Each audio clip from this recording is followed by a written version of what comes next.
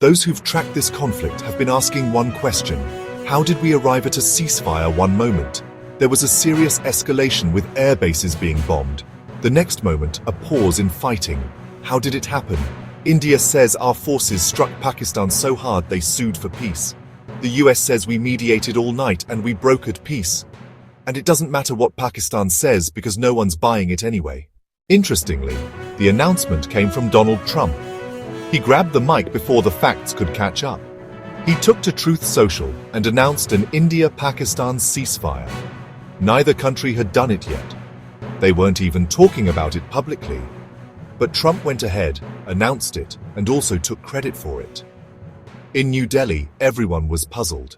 Indian officials clarified they repeated that Kashmir was a bilateral issue. Although this conflict was not even about Kashmir. It was about responding to Pakistani terrorism. And yes, India did talk to the US like it talked to all other partners and global players during Operation Sindhoor. India kept everyone in the loop. But the decision to pause the fighting was taken only between India and Pakistan. So to say that the US played peacemaker was a bit of a stretch. This is New Delhi's position. Trump is having none of it. He's been spinning a completely different narrative, and yesterday he doubled down on it. On Saturday, my administration helped broker a full and immediate ceasefire. I think a permanent one between India and Pakistan, ending a dangerous conflict of two nations with lots of nuclear weapons. And they were going at it hot and heavy, and it was seemingly not going to stop, and we stopped a nuclear conflict. I think it could have been a bad nuclear war. Millions of people could have been killed, so I'm very proud of that. Donald Trump says he stopped a nuclear war between India and Pakistan. How? By using the leverage of trade. He says he threatened to stop trade with India and Pakistan. And that is what forced both countries to stop the fighting. This is Trump's narrative. I said, come on, we're going to do a lot of trade with you guys. Let's stop it. Let's stop it. If you stop it, we'll do a trade. If you don't stop it, we're not going to do any trade. People have never really used trade the way I used it, that I can tell you. And all of a sudden they said, I think we're going to stop. And they have. And they did it for a lot of reasons, but trade is a big one. He clearly doesn't get it. He doesn't get what this is about. This was not about trade. During operations in the war, India and the US had multiple conversations. By the way, on May 9th, US Vice President J.D. Vance spoke to Indian Prime Minister Narendra Modi. On May 8th and May 10th, on two different occasions, US Secretary of State Marco Rubio spoke to India's External Affairs Minister S. Jaishankar. None of those conversations featured trade, and today, New Delhi set the record straight. There is no role for the Americans here. From the time of Operation Sindhoor commenced on the 7th of May till the understanding on cessation of firing and military action the 10th of May, there were conversations between Indian and US leaders on the evolving military situation. The issue of trade did not come up in any of these discussions. As you are aware, we have a long-standing national position that any issues pertaining to the Union territory of Jammu and Kashmir have to be addressed by India and Pakistan bilaterally. That stated policy has not changed. The fact is, Trump doesn't even understand the Kashmir issue. He's been exposing his lack of understanding from the word go. Listen to this. First, it's been going on for a long time, decades and decades. There's a lot of dislike, unfortunately. So we've been in the middle trying to help them both out. See if we can get some organization and some peace. And I think probably that's going to be happening. Because this has been going on for many, many years. I was surprised at how long it's been going on. 70 years. I think they'd like to see it resolved. And I think you'd like to see it resolved. And if I can help, I would love to be a mediator. India and I'm very close to Pakistan, as you know. They've had that fight for 1,000 years in Kashmir. The Kashmir's been going on for 1,000 years, probably longer than that. They've been fighting for a long time. You know, they've been fighting for many, many decades and centuries, actually, if you really think about it. No, I just hope it ends very quickly.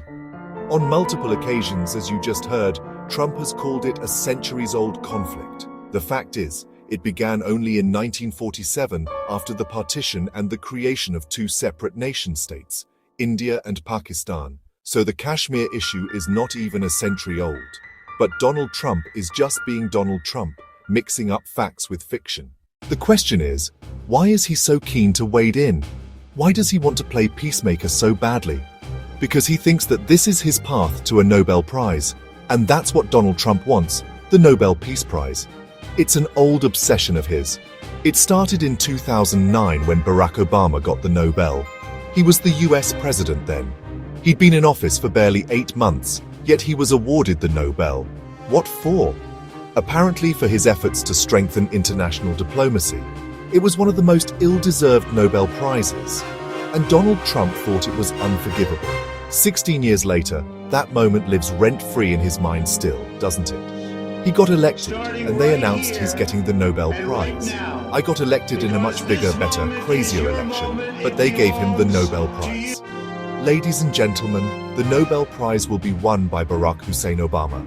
Right, Barack Hussein Obama got the Nobel Prize. He didn't even know what he actually asked. Why did I get it? Does anybody know? Very upset. In 2020, Trump brokered the Abraham Accords. Arab countries normalized ties with Israel. Trump tried to use it as Nobel bait, but the Nobel Committee did not bite. Since then, the US president has talked about it multiple times, about how if his name was Obama, he would get it. How this is a symbol of a world order that never respected him, and how he did not get what he deserves. My rhetoric kept you out of wars. I stopped wars from happening. If it was somebody else, they would have gotten 5 Nobel Prizes. I never even got a mention, and I wouldn't. Because I happen to be a different kind of a person, and the fake news treats me much differently than they treat other people. Obama got a Nobel Peace Prize and he didn't even do, he said. And now Trump is back for a second term. He is more determined than ever to correct that historic insult. You see, Trump has always measured success in superlatives, the biggest crowd, the strongest economy, the fastest recovery. That's what he wants. So naturally, when it comes to peace, he is not content with praise. He wants a trophy. He wants the Nobel Peace Prize, and he is not being subtle about it. He tried to stop 2 wars, in Ukraine and Gaza. He couldn't. In Ukraine, Trump promised to end the war in 24 hours. 24 hours of being elected. It's been more than 110 days. The war is still on. In Gaza, it's worse. A tenuous truce collapsed in March. Violence has spiraled again, and this has hit Trump's peacemaker brand.